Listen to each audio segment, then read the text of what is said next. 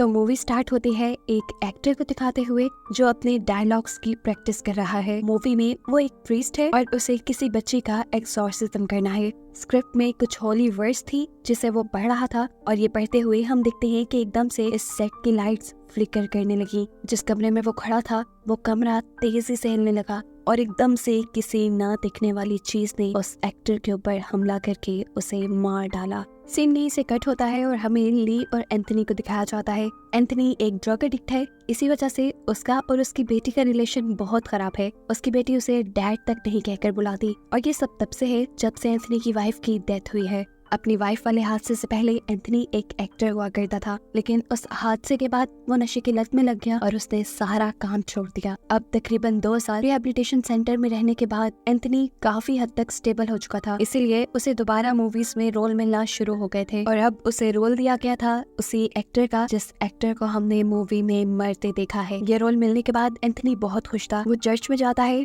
और कन्फेस करता है उसने अपनी लाइफ में बहुत सारी गड़बड़ियां कर दी थी। अपनी वाइफ के मरने के बाद उसने अपनी फैमिली खराब कर दी, नशे में पड़कर अपनी बेटी से वो दूर हो गया, लेकिन अब वो सब ठीक करना चाहता था। वो पहले की तरह काम करके अपनी बेटी के करीब आना चाहता था और साथ ही अपनी वाइफ की सोल को सुकून देना चाहता था। एंथनी अब घर आता है जहाँ वो और ली काम के बारे में बात करते हैं। ली के पास भी कोई जॉब नहीं थी, इसीलिए वो अपने डैड गिनी एंथनी की पर्सनल असिस्टेंट बन गई। फिर अब शूटिंग स्टार्ट हो जाती है। ली शूटिंग पे अपने डैड के साथ आया करती थी, जहाँ उसे मूवी की लीड कैरेक्टर ब्लेक भी मिली, जिसके साथ उसकी अच्छी खासी दोस्ती हो गई। ब्लेक उसे ये पूरा सेट दिखाती है और ये लोग जब एक जगह से गुजरते हैं जहाँ 2 रोबोट्स रखे हुए थे, तो ली को देखते ही एक रोबोट अजीब तरह से स्पार्क करने लगा। खैर शूटिंग अब शुरू हो जाती है और एंथनी शूटिंग से पहले शूटिंग सेट पर मौजूद टूरिस्ट से अपने कैरेक्टर के बारे में कुछ बातें करता है। ये लोग जब बाइबल की कुछ वर्स के बारे में बातें कर रहे थे तो हमने नोटिस किया कि एंथनी के नाक से खून आने लगा, लेकिन एंथनी ने इस बात को नजरअंदाज कर दिया, ये समझते हुए कि ये उसकी मेडिसिन का साइड इफेक्ट हो सकता है। आज की सीन्स काफी अच्छे से कवर हो जाती है, जिसके बाद ली और एंथनी अपने घर आ जाते हैं। आधी रात में ली जब अपना फोन यूज कर रही थी तो तब उसे अपने लॉन्च में से अजीब किसी चीज के खड़कने की आवाज आई और जब चेक करने गई तो दूसरे कमरे का दरवाजा लॉक था। तभी उसके किचन का नल किसी ने ऑन कर दिया। जैसे ही उसने किचन में जाकर नल बंद किया तो उसे लॉक खुलने की आवाज आई। वो दरवाजा अब खुल चुका था जो पहले लॉक था और अंदर कोई भी नहीं था। वो इन सब चीजों को इग्नोर करके अपने रूम में जाने ही वाली थी, लेकिन तभी उसे एंथनी यानी उसके डैड कॉरिडोर में खड़े दिखाई दिए। ली उसके पास गई, वो कुछ बड़बड़ा रहा था। ली उसे पकड़ कर झंझोड़ देती है, जिसकी वजह से एक मरतबा के लिए एंथनी घबरा जाता है, लेकिन फिर उसे लगा कि शायद वो नींद में चल रहा था। अगले दिन एंथनी जब शूटिंग के लिए जाता है और डायलॉग प्रैक्टिस कर रहा होता है तब वो ये सब अच्छे से नहीं कर पा रहा था। डायरेक्टर भी अब गुस्सा हो गए थे। डायरेक्टर उससे कहते हैं तुम अपनी जिंदगी में होने वाली हर बुरी चीज को याद करो, शायद फिर तुम अपनी दुखिया एक्सप्रेशन अच्छे से दे पाओगे। और यहाँ पर हमें उसके बचपन का एक फ्लैशबैक दिखाया जाता है जब वो कॉन्वेंट में रहा करता था और फादर वहाँ के बच्चों को अब्यूज करते थे। खैर एंथनी दोबारा अपने डायलॉग्स की प्रैक्टिस शुरू कर देता है। इस मरतबा जैसे ही उसने ये डायलॉग्स वाले पेपर्स खोले तो उसके अंदर कुछ ना कुछ लिखा हुआ था। अंदर डीमन की ड्राइंग्स बनी हुई थी और लिखा हुआ था एंथनी इस मरतबा तुम्हें मुझसे कोई नहीं बचा सकता। वही डायलॉग्स वाले पेपर रखकर अपनी ड्रॉ खोलता है कोई चीज लेने के लिए, तो ड्रॉ में उसे एक क्रूसीफिक्स दिखता है। क्रूसीफिक्स को दिखाते ही एकदम से फ्लैशबैक में उसके बचपन की जिंदगी भी दिखाई जाती है, जहाँ पर ऐसा ही क्रूसीफिक्स पहले उसके पास हुआ करता था। अब थोड़ी देर में ली यहाँ पर आती है और उससे पूछती है कि आपको प्रॉब्लम कहाँ पर आ रही है, आप डायलॉग क्यों नहीं डिलीवर कर पा रहे। तब एंथनी कहता है कि मैं बाइबल की होली वर्स को एज डायलॉग डिलीवर नहीं कर पा रहा। जवाब में वो कहती है ऐसा इसलिए है कि आपका गॉड के ऊपर बिलीफ थोड़ा कम है, आप गॉड पे बिलीव करें और अपने पे भी, ये काम आपको आसान लगेगा। ये सुनकर वो उठता है। उठते ही उसे चक्कर आने लगे थे। वो ली से कहता है मुझे अपने रूम में जाकर आराम करना चाहिए। ली के हामी से हिलाने पर वो यहाँ से चला तो गया, लेकिन अपने रूम में नहीं बल्कि बेसमेंट में। ये बात ली को भी अजीब लगी। ली ने उसका पीछा किया। बेसमेंट के वॉशरूम से कुछ आवाजें आ रही थी। चुपके से ली ये सब कुछ रिकॉर्ड करने लगती है और एकदम से उसका फोन गिर जाता है। जैसे ही वो उठाते हैं तो अब उसके डैड उसके सामने थे। नहाते हुए वो वहीं पे उसी के सामने यूरिन भी कर देते हैं। ली इन सब चीजों से घबरा जाती है क्योंकि अब एंथनी की आंखें भी बिल्कुल व्हाइट हो गई थी, जैसे किसी ने उसे पोसेस कर दिया हो और वो इवल नजरों से ली को देख रहा था। तेजी से वो वहाँ से ऊपर चला जाता है और ऊपर जाने के बावजूद भी वो ली को ऐसे ही अजीब नजरों से देखता रहा। ऊपर जाकर जैसे ली को होश आ गया था वो अब अपने वॉशरूम में जाकर शॉवर लेता है और ली उसके पीछे जाकर चिल्लाती रह जाती है आपने मेडिसिन चेंज की है ना, ये उसका साइड इफेक्ट है, आपको जल्दी डॉक्टर के पास जाना चाहिए। इस टाइम एंथनी उसकी बातों को इग्नोर कर रहा था,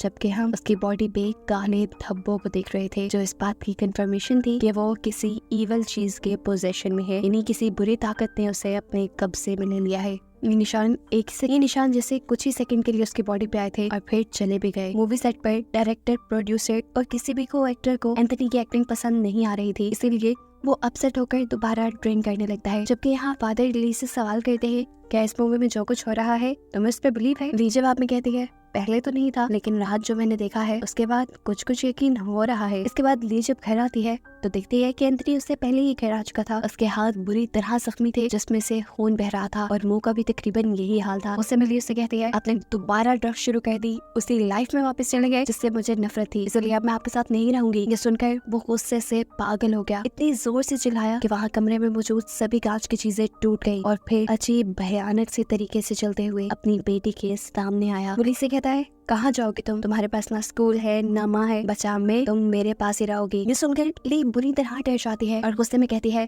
एंथनी दूर रहो मुझसे। इसके जवाब में वो कहता है, एंथनी नहीं हूँ मैं। ली बहुत ही ज्यादा डर चुकी थी। वो अगले दिन शूटिंग के सेट पर जाकर फादर से मिलती है और फादर को एंथनी की सारी सिचुएशन बता देती है। एंथनी अब रातों को वॉशरूम में कुछ न कुछ बोलता भी था जो उसने रिकॉर्ड किया हुआ था। फादर जब ये सुनते हैं तो वो खुद भी घबरा जाते हैं, क्योंकि ये मामला बहुत बड़ा था। इस रिकॉर्डिंग में एंथनी खुद डीमन मुलॉक को बुला रहा था और ये काफी खतरे की बात थी। फादर ली से कहते हैं, तुम अपने घर चली जाओ, मैं कुछ भी करने से पहले डीमन मुलॉक और एंथनी के ऊपर और रिसर्च करना चाहता हूँ। रात में दिखाया जाता है जब फादर डीमन मुलॉक के ऊपर रिसर्च कर रहे थे, तब एंथनी बुरी तरह तड़प रहा था और यहाँ खुद फादर के इर्द गिर्द भी अजीब सी एनर्जी उन्हें महसूस होने लगी थी। यहाँ पर एंथनी की लाइफ का एक फ्लैशबैक दिखाया जाता है जहाँ पर वो बच्चा था, वो फादर के रूम में गया था और फादर ने उसे अब्यूज किया था। अब शूटिंग का टाइम भी हो चुका था। एंथनी अपने डायलॉग्स बोलने की कोशिश करता है, लेकिन उसकी एक्टिंग में इतना मजा था ही नहीं। सारे उसे टोक देते हैं और इस चीज से एंथनी को गुस्सा आ जाता है। उसके हाथ में पकड़ा हुआ क्रूसिफिक्स वो फेंक देता है और तेजी से स्टेयर्स की रेलिंग पे हाथ मारते हुए नीचे उतरता है। उसकी आंखें बिल्कुल वाइट हो चुकी थी, ऐसे जैसे किसी चीज ने उसे पोसेस कर लिया हो। स्टेयर्स से नीचे उतरते ही अजीब तरीके से